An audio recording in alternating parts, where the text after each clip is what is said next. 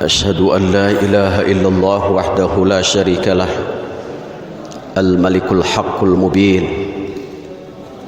وأشهد أن محمدا عبده ورسوله النبي الكريم صادق الوعد الأمين اللهم صل على سيدنا محمد وعلى آله وأصحابه أجمعين أما بعد أعوذ بالله من الشيطان الرجيم بسم الله الرحمن الرحيم ومنهم من يقول ربنا آتنا في الدنيا حسنة وفي الآخرة حسنة وقنا عذاب النار. Dalam ceramah singkat ini kita bahas, kita renungkan satu ayat Al-Quran yang ditulis dalam mushaf Al-Quran surah Al-Baqarah ayat 201. Ayat ini sering disebut dengan doa sapu jagat, dan ayat ini minimal diucap, dimunajatkan, dibacakan 5 kali dalam sehari, yaitu setiap ba'da sholat fardu. Luar biasa ayat ini. Semua orang dari mulai anak kecil sampai orang tua hafal. Sehingga dalam istilah marketing ayat ini best seller, karena semua orang hafal. Dan kadang-kadang tidak sengaja untuk menghafal tapi hafal. Kenapa? Karena ayat ini sering didengar. Jadi kalau ayat sering didengar, maka dengan sendirinya akan hafal. Itulah sehingga Allah menciptakan pada manusia telinga dulu, pendengaran dulu, baru kemudian penglihatan, baru kemudian akal. Ibnu Qayyim menafsirkan ayat ini dengan 2. Ayat ini kata Ibnu Qayyim ada 8 prinsip hidup manusia supaya fid dunya hasanah wa fil akhirati hasanah, supaya bahagia dunia, bahagia akhirat. Dan ada 6 kunci hidup bahagia dunia akhirat. Jadi kalau dibahas dua-duanya panjang, 2 jam gak cukup ini. Kita bahas sedapatnya. Kalau nggak cukup waktu, to be continued, bersambung, supaya Abah ngundang lagi sama saya. Jadi sehingga tidak hanya sinetron yang bersambung, ceramah juga harus bersambung. Dalam istilah yang lain, ayat ini adalah fid dunya hasanah wa fil akhirati hasanah. Kebaikan di dunia dijadikan untuk kebaikan akhirat. Dunia sebagai mazra'ah, sebagai ladang untuk beramal. Ini yang digambarkan oleh Quran surah Al-Kahfi yang sering kita baca, ayat 46. Al-malu wal banuna zinatul hayatid dunya. Harta, anak hanya simbol kesenangan di dunia. Jika ayat ini berhenti di situ, kalau kita baca hanya simbol gegayaan, hanya simbol prestise, makanya ayatnya dilanjutkan wal baqiyatus shalihat. Apa yang kita miliki, apa yang kita senangi, harta, anak, jabatan, apapun yang kita miliki, jangan hanya sekedar simbol kesenangan di dunia. simbol kegayaan di dunia. Tetapi wal baqiyatus shalihat, harus ada yang disisihkan sebagai ladang amal soleh, sehingga akan baqa. Dunia akan rusak, tetapi kalau dijadikan ladang ibadah, ibadahnya akan abadi. Sehingga kalaulah dunia rusak, kita jadikan sebagai ladang ibadah, maka khairun inda rabbika sawaban wa khairun amala, akan menjadi gudangnya pahala. Dunia itu akan panen pahala. Kapan dapat pahala? Dunia bukan tempat pahala. Bisa jadi ada orang yang dapat pahala di dunia, tetapi bukan tempat pahala. Tempatnya pahala adalah nanti di akhirat. Kalau ingin cepat dapat pahala, gampang, mati. Kita berbuat baik, ingin besok atau lusa dapat pahala, mati. Insya Allah dapat pahala. Kalau nggak percaya, buktikan. Wa khairun amala, dan harus menjadi cita-cita semua orang, karena itu adalah baik di hadapan Allah. Sehingga kita bahas yang pertama, 8 prinsip kebahagiaan dunia dan akhirat. Yang pertama, kata Ibnu Qayyim, luzumut tawadhu', biasakan untuk hidup dengan rendah hati, yang disebut dengan tawadhu'. Wa ibadur rahmanil ladzina yamshuna 'alal ardi hauna, di antara hamba Allah yang dapat cinta, kasih sayang, surga, adalah ia berjalan di muka bumi dengan sombong, dengan rendah hati, bukan sombong. Karena apa yang kita sombongkan?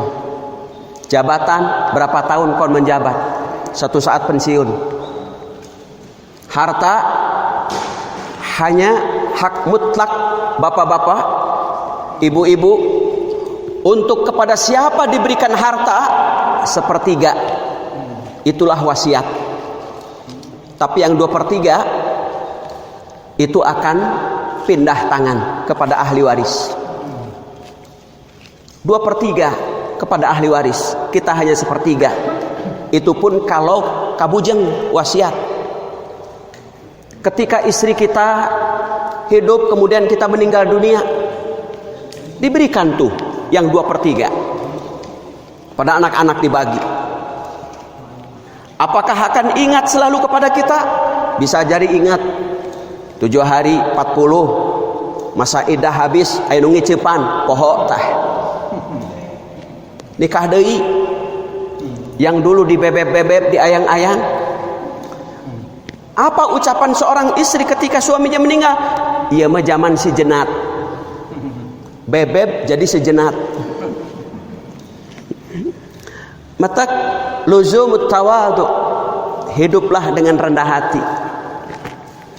Rendah hati, kata Hasan Al-Basri, adalah menganggap orang lain selalu mulia. Kita selalu lebih rendah dibandingkan dengan orang lain. Bukan kita yang lebih mulia, tetapi orang lain yang lebih mulia.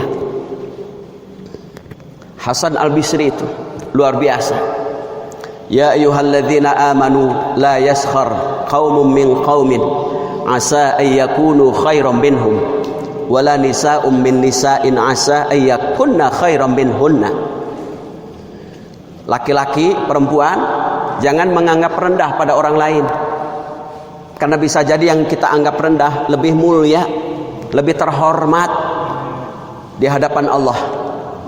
Batur anu icalan bobolokot ku taneuh, bobolokot ku oli, kita pakai dasi, pakai kopiah, bisa jadi di hadapan Allah kita lebih hina. Nu bobolokot ku taneuh bisa jadi lebih mulia di hadapan Allah. Makanya rasakan diri kita lebih rendah dibandingkan dengan orang lain, supaya ente gumasep teguh melis. Memang dalam sejarah orang yang sombong karena jabatan, Fir'aun contohnya. Orang yang sombong karena harta, Qarun. Orang yang sombong karena ilmu, Yahudi. Orang yang sombong karena gagah, banyak uang, Abu Lahab. Orang yang sombong karena cantik, banyak perhiasan, Ummu Jamil. Orang yang sombong karena miskin, bodoh, can aya contoh sejarah. Kecuali ngadamel sejarahnya lira. Ye aing sombong kunaon? Miskin jeung bodoh. Nurus tunjung eta mah. Itulah sejarah. Siapa nenek moyangnya sombong? Bukan manusia, tetapi aba wastakbara. Siapa yang mengatakan aba wastakbara? Iblis. Bukan manusia. Manusia diciptakan oleh Allah. Uns artinya lembut, bashar artinya lembut, unas artinya juga adalah lembut dan nampak. Manusia secara fitrah adalah lembut. Karena itu, supaya kebahagiaan dunia mencapai kebahagiaan akhirat, tampakkan dengan sikap rendah hati. Yang kedua, prinsip supaya bahagia hidup di dunia dan akhirat adalah nafyut takabur. Hilangkan sikap perilaku sombong. Satu hari Abu Hanifah jalan-jalan, ketemu anak kecil sedang pakai sendal yang terbuat dari kayu, semacam bakiyah atau sendal klom. Karena jalan, Abu Hanifah sebagai orang tua merasa khawatir melihat anak kecil memakai sendal terbuat dari kayu agak jangkung. Memberi nasihat sebagai orang tua, "Nak, hati-hati dengan sendalmu. Anak ini lapang dada." "Iya Tuan, terima kasih nasihatnya." Anak ini balik tanya, "Tuan adalah Abu Hanifah, betul Nak?" "Tuan adalah ulama besar." Itu gelar yang diberikan oleh masyarakat, Nak.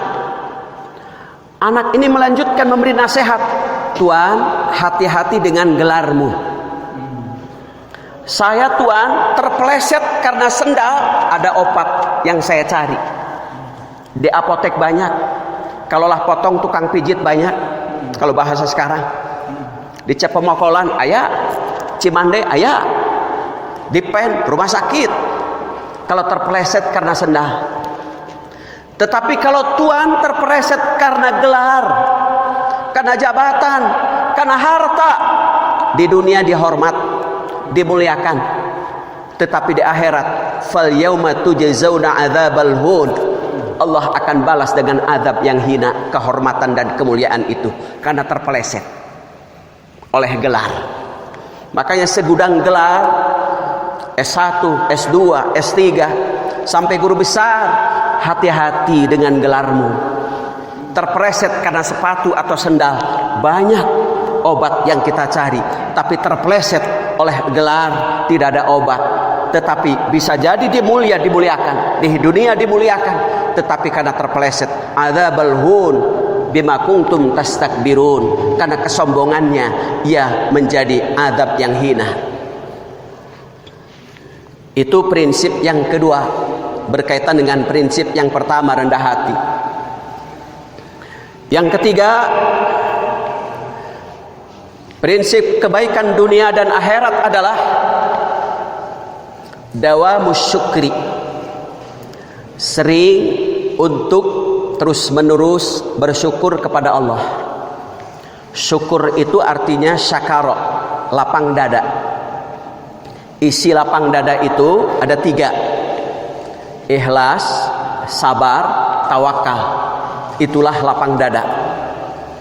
Nabi Musa alaihissalam ketika akan menemui Fir'aun, yang diminta oleh Nabi Musa alaihissalam bukan senjata, bukan orang-orang yang kuat, tetapi Nabi Musa berdoa, Rabbi syrah li sadri wa yassir li amri, meminta kepada Allah lapang dada.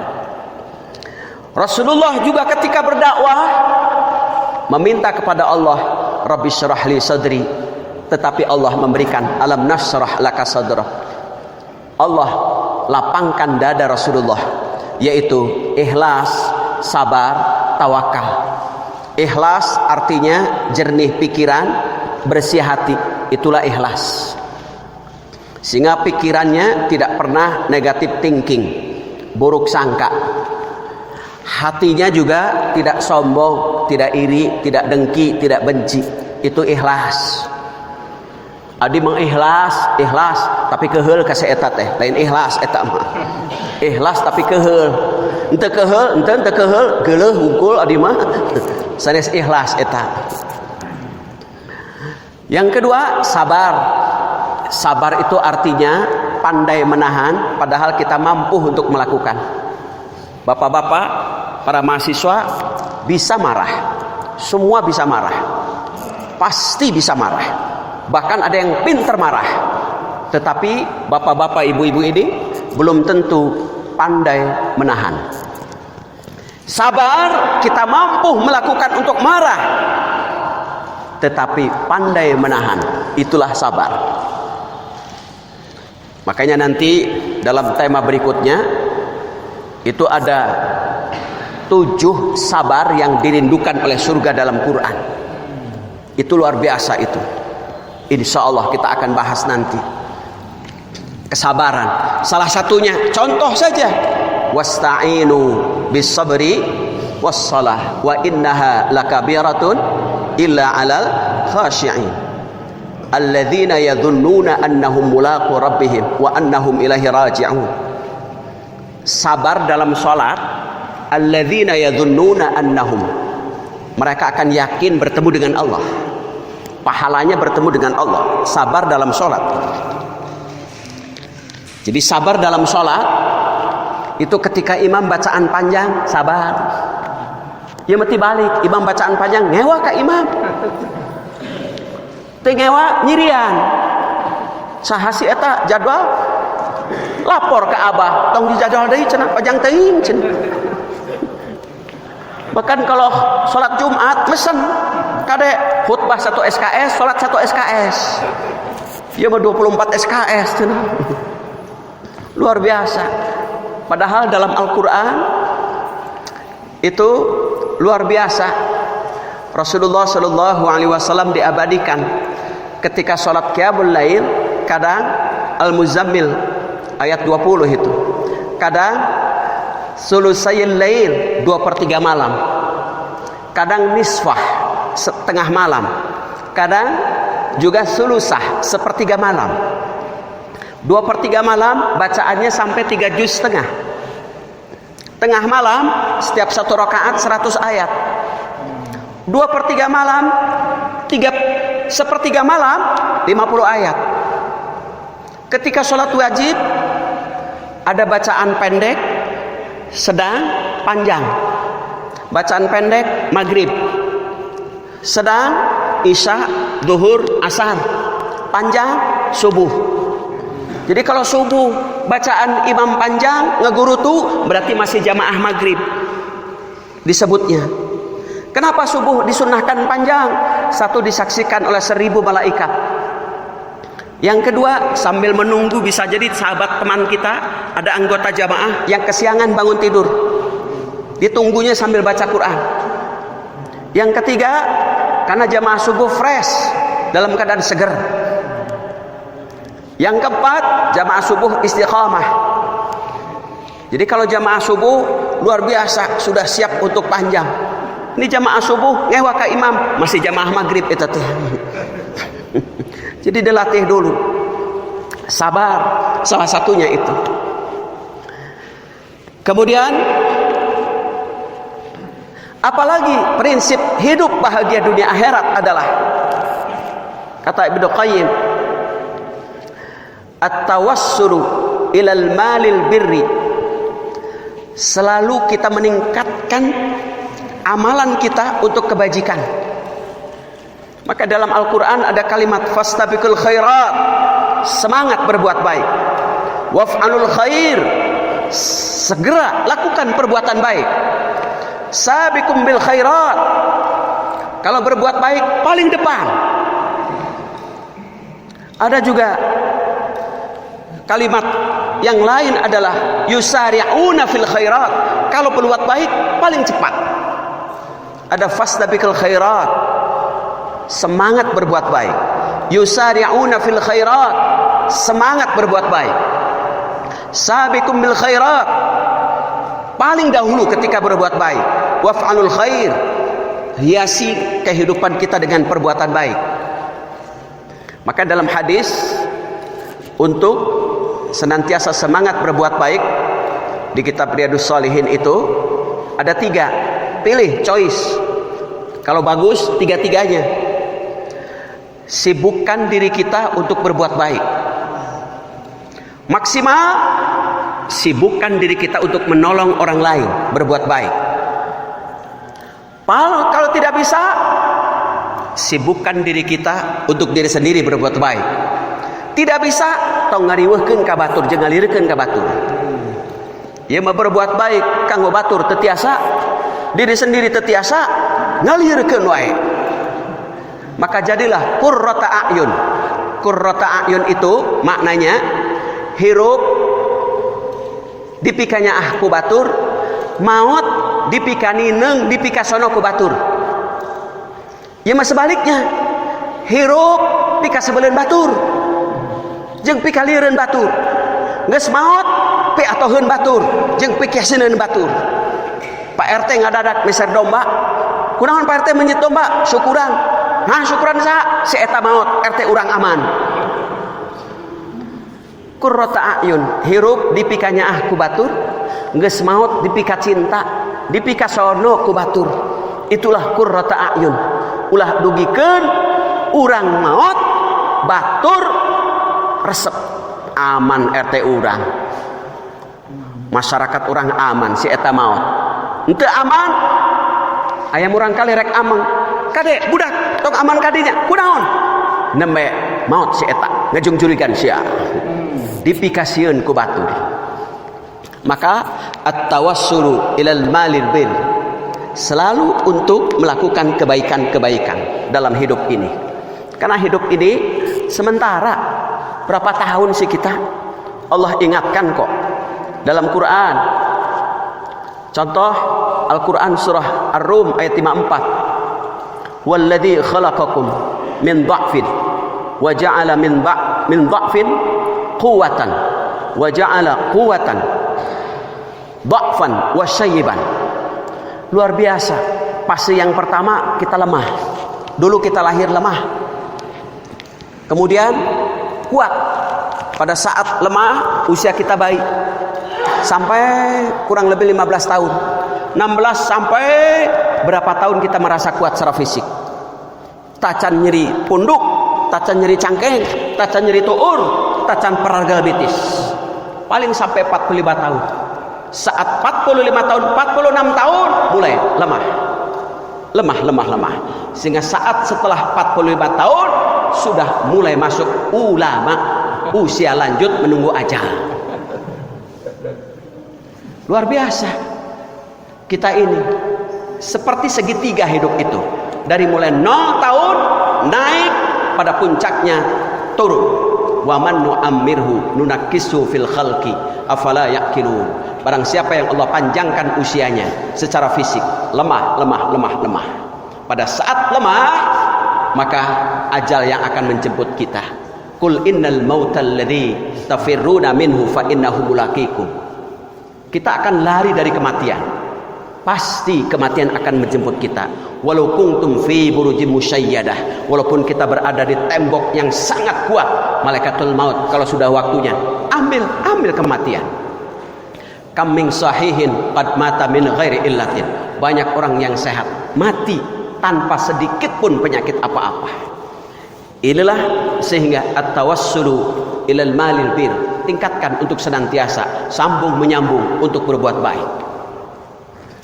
Kemudian yang kelima adalah raddus salam ala kulli ahadin. Jawab salam pada setiap orang. Assalamualaikum. Waalaikumsalam warahmatullahi wabarakatuh.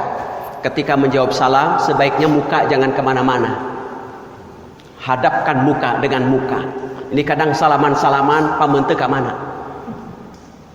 itu sama dengan memalingkan wajah, sama dengan wala tusair khaddaka linnas, jangan kau palingkan mukamu salaman. Sehingga tangan bersalaman, wajah pun berhadapan, hati bersih untuk memaafkan. Ini kadang salaman halal bihalal tiap tahun salaman, tetapi setelah salaman mulai dihampura maneh yang jadi hati kenesya. Penyakit sombong, penyakit dendam, jadi hati neuteli. Utullim ba'da dzalika zanim. Orang pendendam itu secara fisik manusia, tetapi secara jiwa zanim. Zanim itu setengah manusia setengah setan. Maka orang pendendam jadi pemaaf luar biasa. Ini kadang-kadang mau dihampura mana 7 turunan sia. Ketika ada ucapan 7 turunan, katakan saat salaman, saya keturunan ke-8.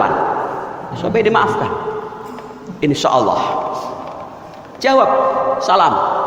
Jangan lempar muka kita, hadapkan muka kita, supaya kita menunjukkan bahwa kita adalah bersalaman. Walaupun tanpa salaman, sekarang karena ada pandemi, maka hati kita tetap bersalaman. Yang penting hati bersih. Ini seperti Rasulullah Shallallahu Alaihi Wasallam ketika pada saat dulu ada wabah kusta, maka Rasulullah pun tidak bersalaman, tapi hatinya bersih. Orang bersalaman wae kadang-kadang pendendam. Tersalaman komo. Rodus salam. Kemudian yang seterusnya adalah yang ketujuh, al-basyashatu bil fakir wal iqbalu alaih. Kalau ketemu orang miskin, orang lemah, al-basyashah, muka kita selalu berseri. Jangan sampai seperti surah Abasa wa tawalla. Ayat ini turun ketika saat anja'ahul a'ma, Abdullah ibnu Maktum datang saat Rasulullah rapat. Dia pakaian compang-camping, buta. Rasulullah cemberut. Dalam istilah sekarang mah bimoli, bibir monyong 5 mili. Abasa, jangan cemberut, tampakkan basyashah, muka berseri. Wajhun malihun, mukanya santun, sopan. Watawalla, jangan kau palingkan mukamu. Ada juga yang menafsirkan abasa, teguran untuk orang kaya. Kalau datang orang miskin, jangan kau palingkan. Jangan mukamu menunjukkan tidak senang. Watawalla, kepada para pemimpin. Kalau datang rakyat, maka layani. Layani, jangan berpaling. Karena rakyat butuh. Watawalla, luar biasa. Kemudian yang ketujuh adalah latafatul kalimah wa tibbul mu'nasah. Tutur katanya harus lembut, dan kemudian wajahnya juga harus kelihatan manis. Ada perilaku, 4 perilaku yang dirindukan oleh surga. Salah satunya adalah wajhun malihun, wajah yang ceria, tidak menunjukkan muka yang cemberut, muka yang dipalingkan, muka anu ngewa. Apalagi memang wajahnya ngewa, hatinya juga ngewa.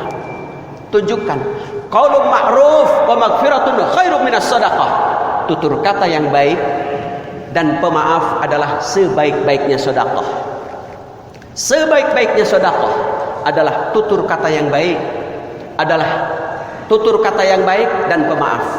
Yang terakhir, prinsip hidup bahagia dunia akhirat adalah idharul kifayah. Tampakkan bahwa diri kita adalah kecukupan, tidak pura-pura menjadi orang yang lemah, sehingga mengharap belas kasihan dari orang lain. Tangan di atas itu lebih baik daripada tangan di bawah. Maka tampakkan diri kita kecukupan, sehingga walaupun kita kekurangan, tapi jangan mengharap belas kasihan. Pemberi itu lebih baik daripada orang yang diberi. Itu saja barangkali, insya Allah nanti bersambung 6 kunci hidup bahagia dunia akhirat dan 7 kesabaran yang dirindukan oleh surga. Itulah judul berikut.